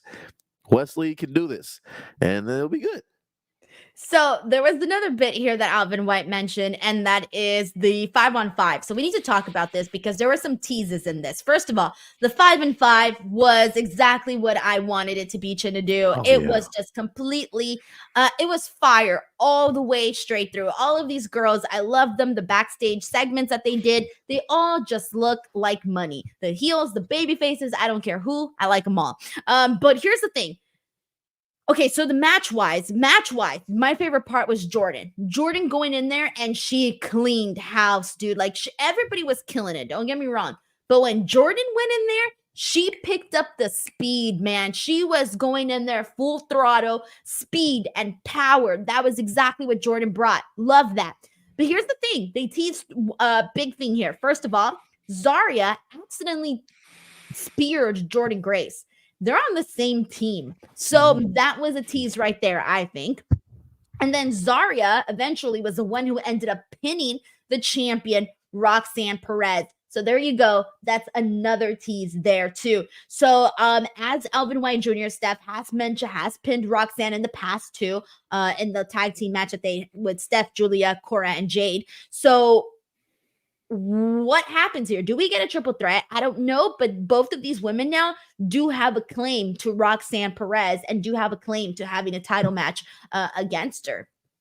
You know, I was excited when they first started that match and they had like the 5-on-5 face-off. I was excited when I saw Roxanne line up with Steph. I was like, okay, that's what they're. Cause you know when they do it that way and she'll held up the belt, I was like, okay, we're going with this. I'm excited. That's what I want to see. I was not expecting Zarya to get that pin on Roxanne. I really wasn't. I expected maybe pin Cora Jade or something like that. So I mean, possibly. I really want Steph and Roxanne more. Not that Zarya isn't good though, but I feel like Zarya probably have to like have a feud with like Jordan Grace first. I think I see that powerhouse type of feud. Yes. Yeah, powerhouse feud. You know, bring her back because I feel like putting her in the title picture too soon. You don't want to do that yet though. Let her establish herself a little bit more on the roster. Powerhouse matches, you know, and then bring her back in. Well, Jordan Grace, I hope she's on NXT now. I hope she's done with TNA. I hope she is. We're done. Come on over.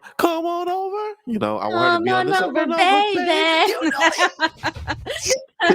Oh my God, yes.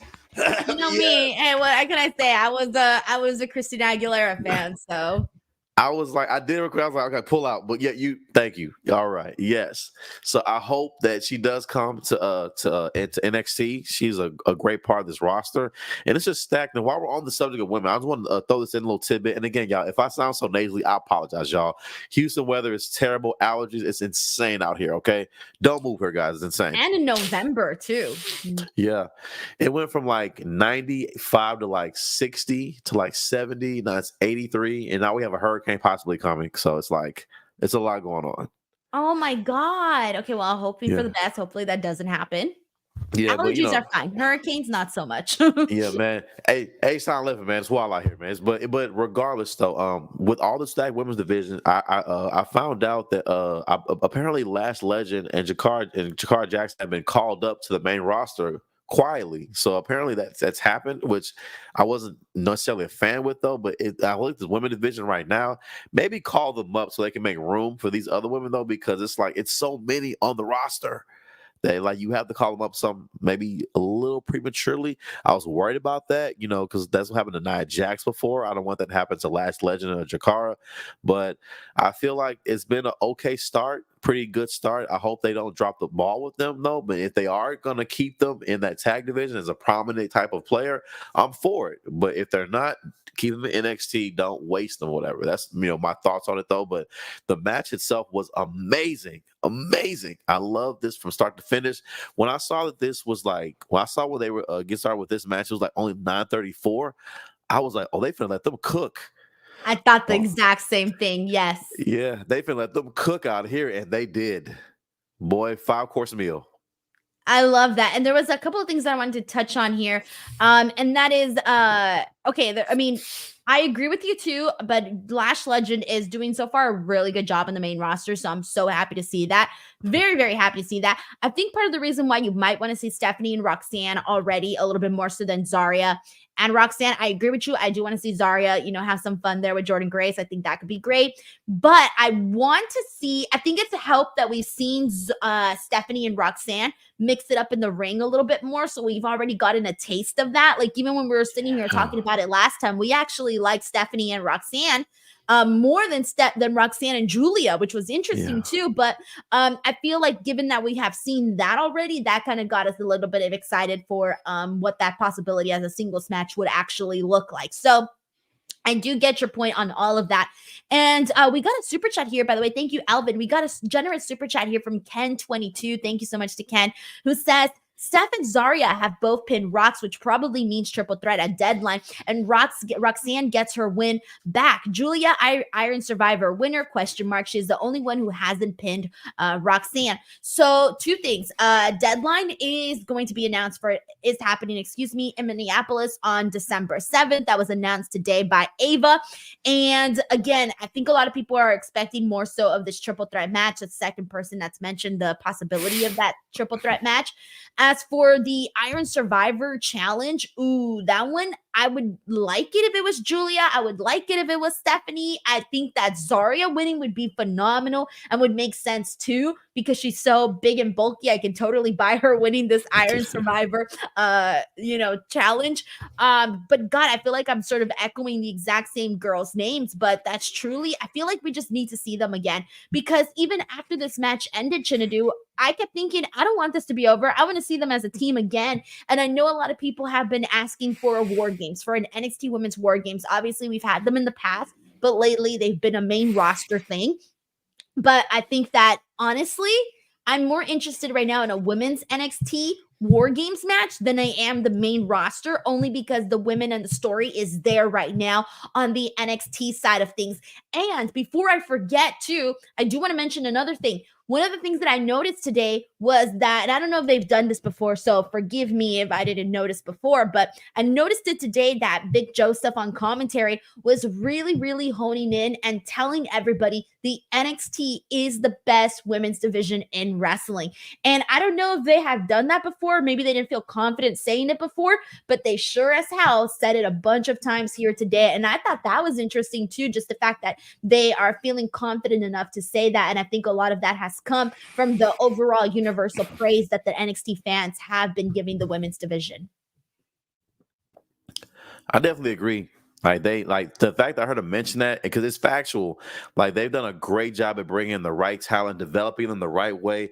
They've given almost every woman on this roster like an interesting storyline, something to make you interested in seeing more of them or seeing what will happen with them as they develop on the roster.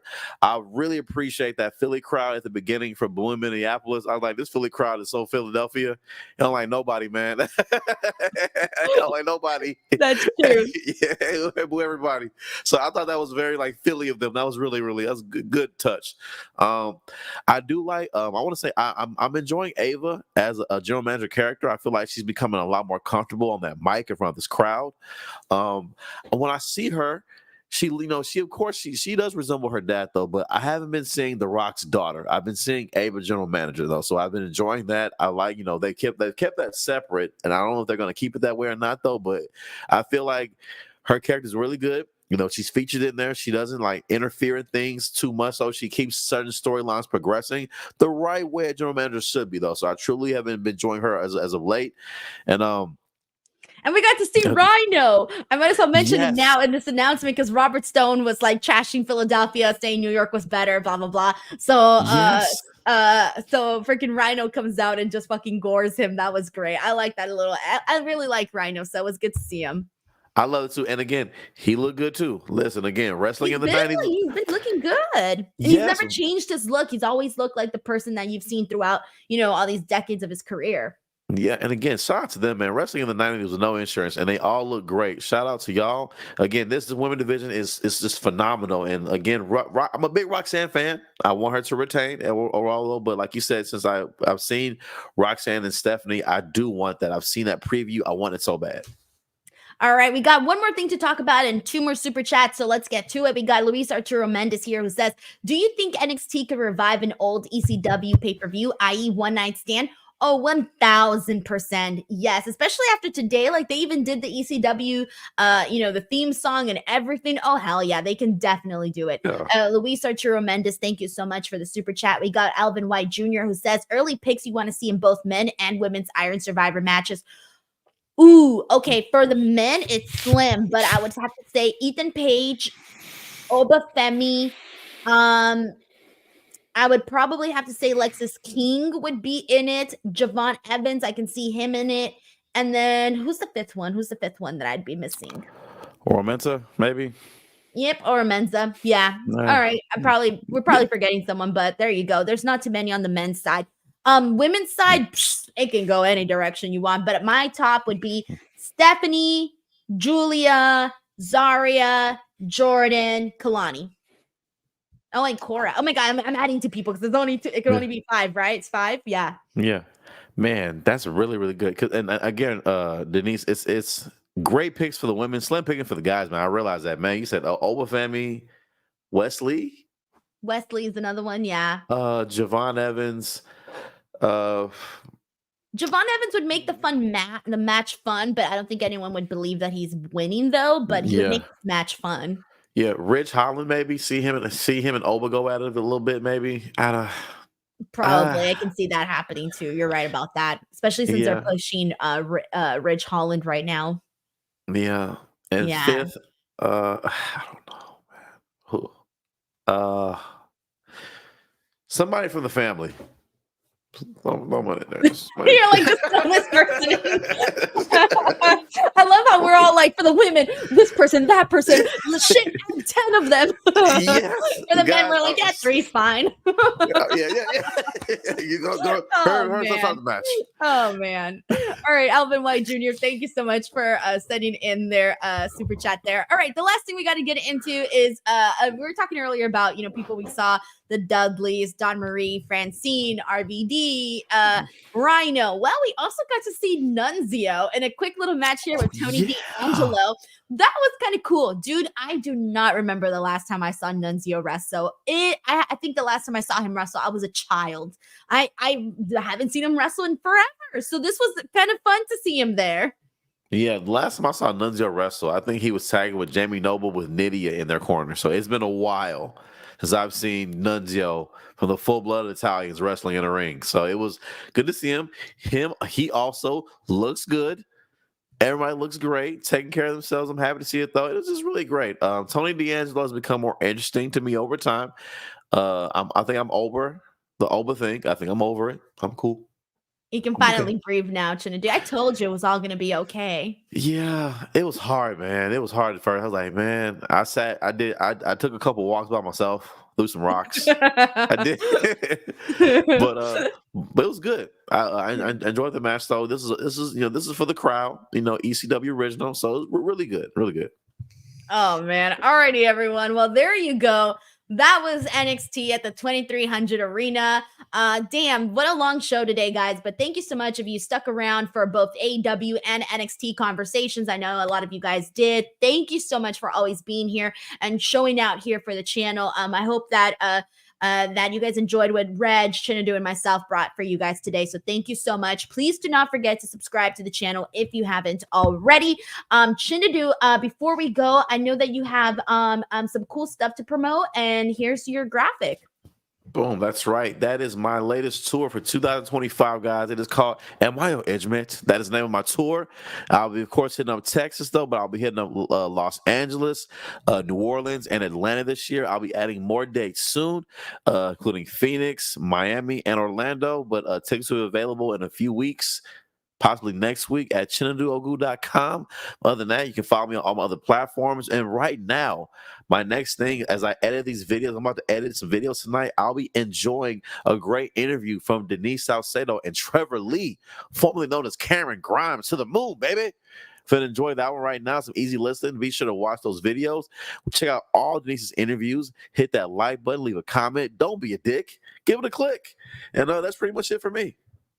Awesome. Thank you so much, Chinedu. Thank you to everybody. Hope you guys had a good time. We'll be back on Friday, myself and Robin. We actually got one more super chat. This is from Alvin White Jr., who says, last one, do you think Regal manages the no quarter catch crew?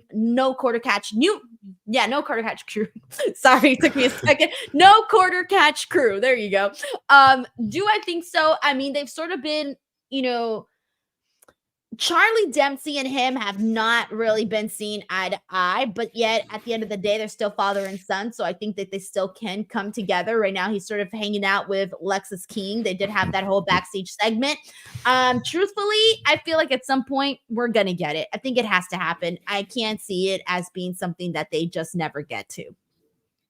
Same. Eventually, they'll get there.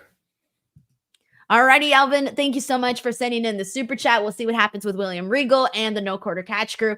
But that is it. That is our show, everyone. Thank you so much. Please do not forget to subscribe to the channel. And again, I'll be back here on Friday with Robin to talk about some SmackDown. Thank you, guys. Bye, everyone. Goodbye.